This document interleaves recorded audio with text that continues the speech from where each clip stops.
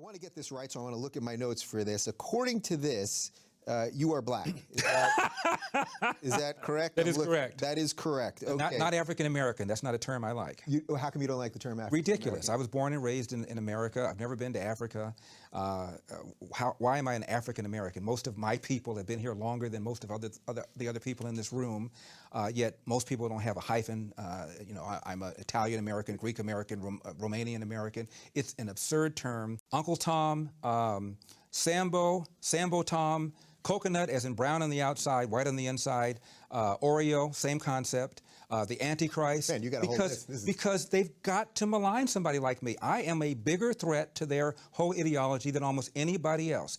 A black guy who does not believe that he's a victim, a black guy who believes in hard work and personal responsibility, a black guy who doesn't believe in handouts, a black guy who doesn't believe in the welfare state, a black guy who doesn't believe in affirmative action. I am the antithesis of everything they stand for, and therefore I can't just be dealt with facts and rebutted with facts. I've got to be maligned. I've got to be cast away. I've got to be treated as if I'm Darth Vader. That's what the left does. Number one problem domestically facing this country is a breakdown of the family. And President Obama said it. I didn't. A black kid, or a kid, not just a black kid, a kid raised without a dad is 5 times more likely to be poor and commit crimes, 9 times more likely to drop out of school, and 20 times more likely to end up in jail. So you're far more likely to end up in jail without having a dad than you are because of a white racist cop. Right. So, but you wouldn't not acknowledge that there are some systemic issues. Give me an example. Tell me what you think the most systemic racist issue is. What is it? Well, I would say that because black people in many cases, were descendants of slaves, that racism as an institution, that it just, a certain amount of it just exists. 2015? Give me the most blatant racist example you can come up with right now. I think you could probably find evidence that, in general, cops are more willing to shoot if the perpetrator is black than white. What's your basis for saying that? Last year... Well, look, I know a lot of people would say, look what's going on in Chicago. I know what they would say. Yeah. I'm talking about what the facts are. 965 people were shot by cops last year and killed. 4% of them were white cops shooting unarmed blacks. In Chicago in 2011, 21 people were shot and killed by cops. In 2015, there were 7. In Chicago, which is a third black, a third white, and a third Hispanic, 70% of the homicides are black on black. About 40 per month, almost 500 per year last year in Chicago, and 75% of them are unsolved. Where is the Black Lives Matter on that? The idea that a racist white cop and shooting unarmed black people is a peril to black people is BS. It's complete and total BS. And the reason for these so-called activists saying this is the assumption that racism remains a major problem in America. The media, CNN, especially MSNBC, runs down whenever a black cop shoots somebody, and it's some march on Washington. It's ridiculous. Black people, half the homicides in this country are committed by and against black people. Last year there were 14,000 homicides. Not talking about suicides, I'm talking about homicides. Mm-hmm. Half of them were black, 96% of them black on black of that 7,000. Where's the Black Lives Matter people on that? So there's where you would say that this is purely because of social justice. This is purely because they want ultimately for people to be angry enough to just keep voting Democrat. That's right. And where's the evidence of a lack of social justice? When a black suspect is killed by a cop, believe me, the media is on it. People are watching it, and justice will, for the most part, occur. In Baltimore, where Freddie Gray was killed, Freddie Gray died in a van. I shouldn't say was killed. Died in a van. Yeah. You have a city that's 45% black. City council is 100% Democrat. The majority of city council is black. The top cop at the time was black. The number 2 cop was black. The majority of the command staff is black. The mayor is black. The AG is black. And yet here we are talking about racism. I mean, it's absurd. Yeah. It's absurd. So it was just a study, University of Washington. And it turns out cops were more reluctant, more hesitant to pull the trigger against a black suspect than a white suspect, probably because of the fear of being accused of racially profiling and the fear that the civil rights establishment was going to come down on them. So if anything, whites are more likely to be shot by a cop under certain circumstances than a black person. And in the last 30 or 40 years, the percentage of suspects killed by cops who are black has declined 75%. However, the percentage of whites killed by cops has flatlined. Yeah. And so, if anything, people are more concerned about shooting black people for fear that they're going to be called racist. And almost every one of these incidents, whether it's Eric Gardner in New York, who died because he was selling Lucy's and resisted arrest, whether it's Tamir Rice in Cleveland, who was twirling around the gun, whether it's Michael Brown in Ferguson, who had just committed an strong arm robbery, almost every one of these incidents involves somebody resisting arrest. Why don't you just do what the police tell you? My dad said, when I get pulled over, have my hand at 10 o'clock, have my hand at 2 o'clock, say yes, sir, say no, sir, make sure my paperwork is in order, and if I feel the cop is mistreating me, get a badge number and deal with it later on. If Jesse Jackson and Al Sharpton and Obama and the whole group of them told black people to do that, we'd have a lot fewer of these things to deal with in the first place. Yeah. But you haven't laid out yours. I asked you to name the most important example of racism, and you gave white cops going after black people. And I told you, gave you the facts for that. So that's nonsense. So you must have something else. What else is it? If you think racism remains a problem in America, give it to me. Well, I think it remains a problem. Give it to me. It may not be systemic in that it's not like you're not being hired because you're black. There's no systemic reason, legal reason that exists, that kind of thing. But I think that racism as a general theory exists. I need some specifics. You gave me the white cop thing. What else? Give me another example where you think is a problem.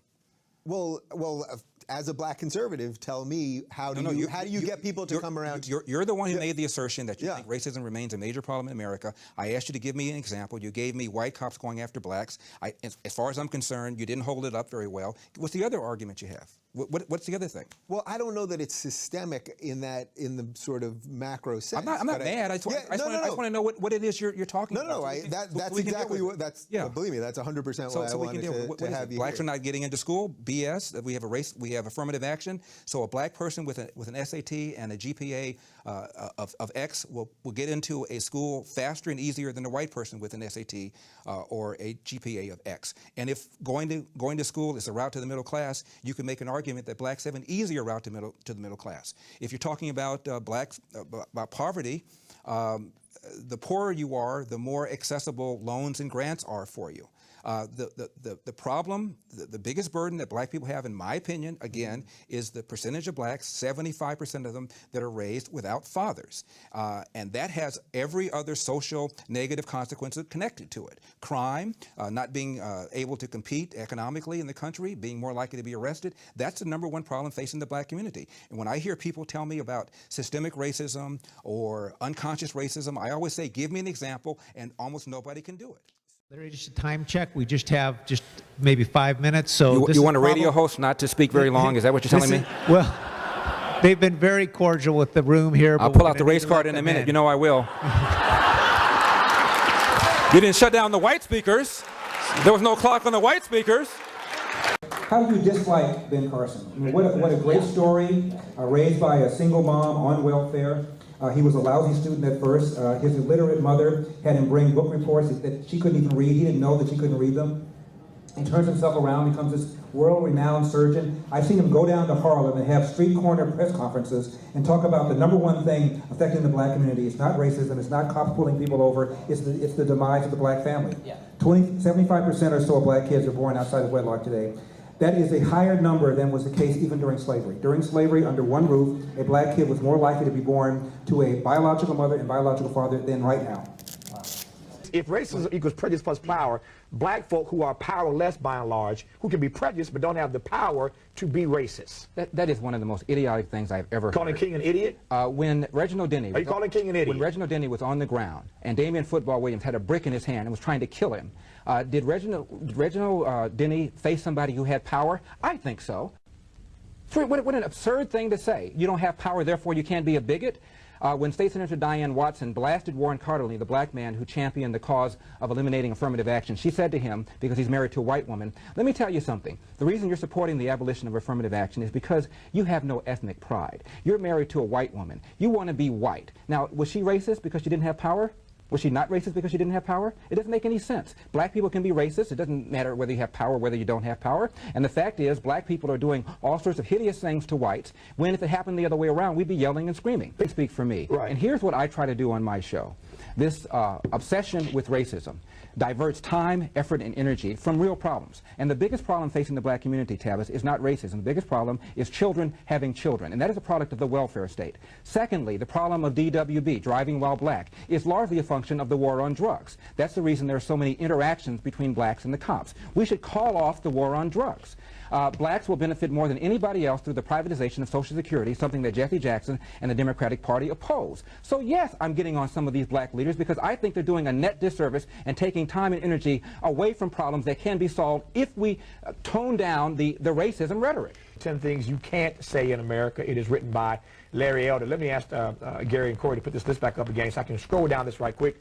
Larry was trying to talk a little earlier, and I know some of y'all were trying to read and listen at the same time. So let me scroll down this list of the top 10 things you cannot say in America. The first, we've already had a little bit of discussion about blacks are more racist than whites. Number two, white condescension is as bad as black racism. I can agree with that, I think. Number three, the media bias. It's real, it's widespread, it's destructive. That is nonsense, Larry Elder. We talked about that earlier, about this so-called liberal media bias. When folk won't come on, then they call it a liberal bias. There most certainly is a liberal bias. All right. Number four, the glass ceiling full of holes. Give me a quick discourse on that right quick. Well, President Clinton gave a speech once, Tavis, and he said that women earn 75 cents on the dollar for for identical work performed by men. To give you an idea of how stupid that is, let's suppose you have a factory and you got 500 men. I come up as a headhunter and I present you 500 women who can do exactly the same work, exactly as well, but you can pay me 75 cents on the dollar? You're telling me guys wouldn't fire all the men and hire all women and look at women all day instead of guys? It doesn't make any sense. It is intellectually insulting to suggest that men are doing exactly the same work as women. Women are ready to do the same work as men, but they're ready to be paid less, but guys aren't hiring them. It makes no sense at all. Are you suggesting, though, that there is not this issue of, there is not a lack of pay equity between men and women? You're not suggesting that, I am. If you compare apples to apples. You think that men, let me finish. You compare apples to apples. You think that women in the workplace are given the same respect that men when it comes to pay equity? I didn't say anything about respect. I'm just talking about money. When you look at apples to apples, a woman that graduated from school A, guy graduated from school A, they finished the same level. They went to work for the same company. The woman did not take time out to have children. When you look at apples to apples, there's virtually no difference in their pay. This is what's going on here. In 1960, 5% of firstborn children were born outside of wedlock. I'm talking about 5% of all children. Right now, that number is 43%. In 1965, Daniel Patrick Moynihan wrote a book called The Negro Family, A Case for National Action. In it, he argued that at 25% out of wedlock birth rate, the black community was facing a meltdown, and we needed to get our handles around this ASAP. He said there was going to be a direct relationship between that and crime, that and dropouts, that and drug dependency. You name your social problem, a direct relationship between that. Fast forward. 75% of black kids today are born outside of wedlock. 85% at some point will be living in a home without a father. 50% of Hispanic kids outside of wedlock. 35% of white kids, 10 percentage points higher than when he wrote that alarmist book. Now, clearly we're less racist now than we were in 1965. You cannot blame racism. How can it possibly be racism?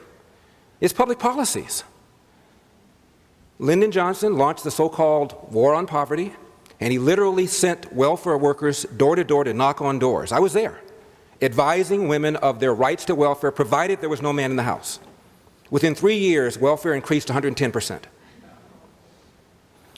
You add that on top of what FDR did, who's another icon of the Democratic Party. Minimum wage alone is estimated to have cost 500,000 jobs, black jobs. Minimum wage was enacted in 1938. It was 25 cents an hour.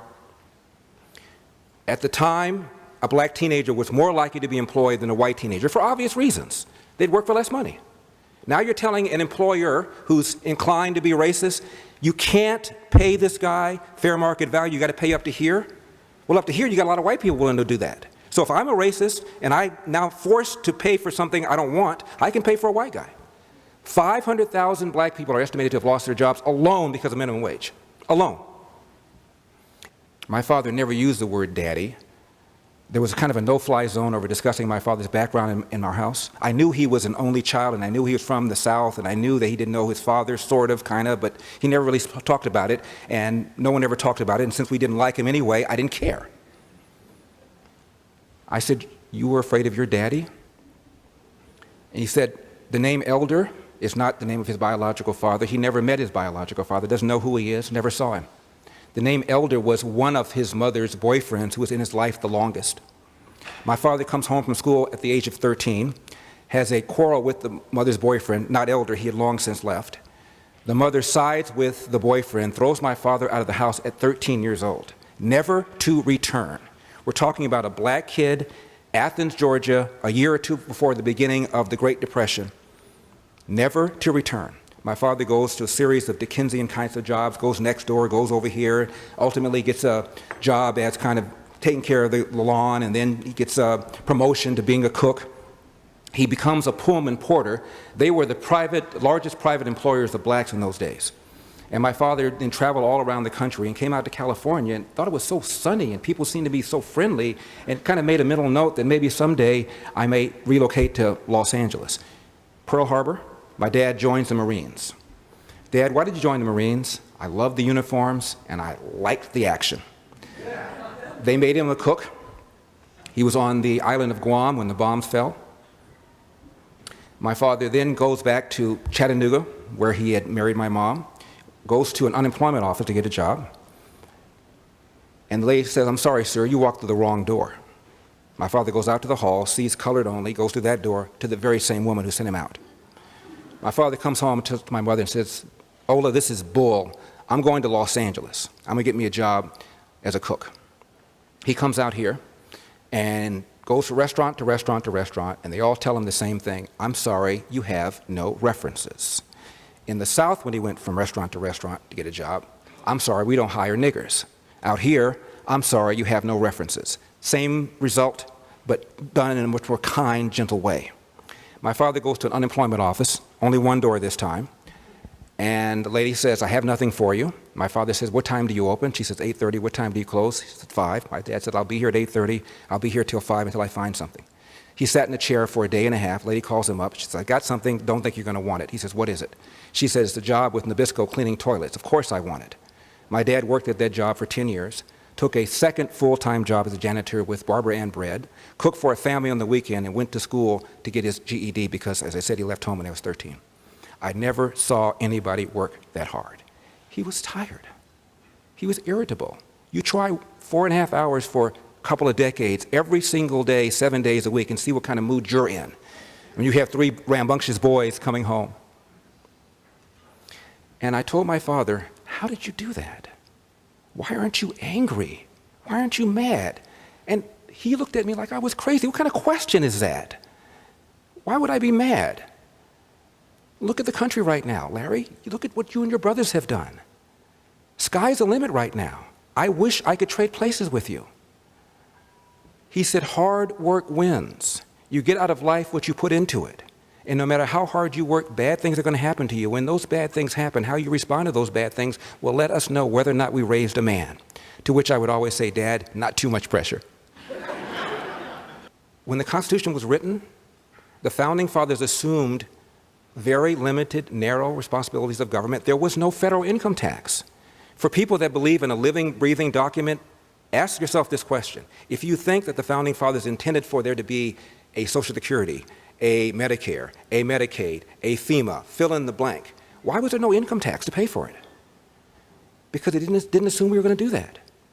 They thought that the limited government duties would be done by duties and tariffs, and that would be it. And now we've grown government, we've destroyed families. This meltdown that we just now had with real estate on the Wall Street, that was all about government. Freddie and Fannie, the Community Reinvestment Act, believing that anybody who can fog up a mirror and has a pulse deserves to have a home. And as a result, all these loans were made, which distorted the entire housing market. It was an affirmative action recession. These are all government things. And the good news is that we know what works. 1996, over the objections of people like John Lewis and almost all the Democratic Party, certainly all the blacks, Bill Clinton signed the Welfare Reform Act of 1996 after twice vetoing it, after Karl Rove said, "If you want to get reelected, you need to sign this because 90% of America is behind it." He signed it. What happened? Welfare rolls declined by 50%, far more steeply than anybody ever imagined. There was no corresponding increase in abortion. A bunch of able-bodied people and able-minded people got off the couch and went into the job market. Hello. We know it works. I'm Bobby Yeah. Fiedler, and I want you to know I have been an immense fan of yours for as long as I can remember. I have a kind of a personal question in the sense that I would like to know if you have a relationship with Thomas Sowell, and if so, what is that like? The question was, do I have a relationship with Tom Sowell? Well, both of us are heterosexual. I know that's not what you meant. Damn. Let me tell you, Tom Sowell to me is the Sandy Koufax of sort of my ideology. And I've always been a fan of his ever since I was 15, 16 years old when I first saw him on Firing Line, The Buckley Show. And he came out and he blasted affirmative action, which I hadn't heard anybody criticize. It just seemed to me fair. You know, all of a sudden we're free and now you want us to compete. It just seemed fair that there ought to be a certain kind of thumb on the scale for minorities for a while. It just seemed fair. And I heard him say it wasn't fair. And he said this with passion and with calmness and persuasiveness, and I became a hero from that point. So fast forward, I'm now a talk show host. C-SPAN came in and they wanted to broadcast my show. At the time it was 4 hours long, and they put it on the entire show 4 hours live. So anybody could watch the show live. I get a letter. Dear Larry, my wife and I saw you for 4 hours. We watched the entire thing. You articulated the principles of limited government and personal responsibility as effectively as I've ever seen anybody articulate. Call myself a new fan. Sincerely yours, Tom Sowell.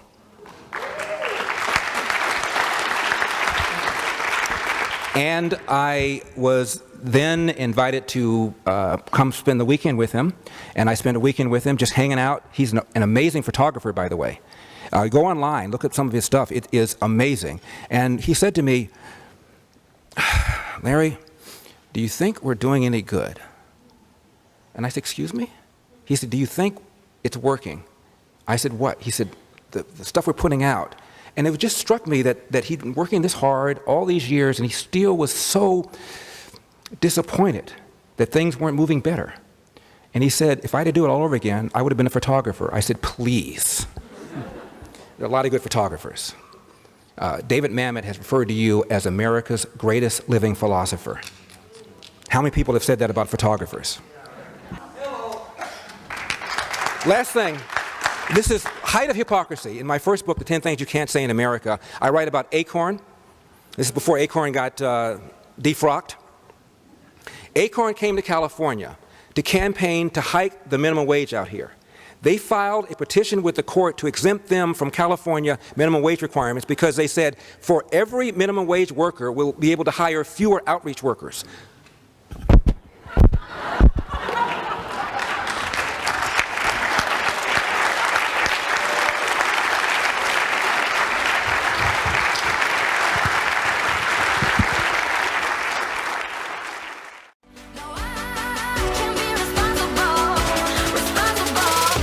It ain't my fault.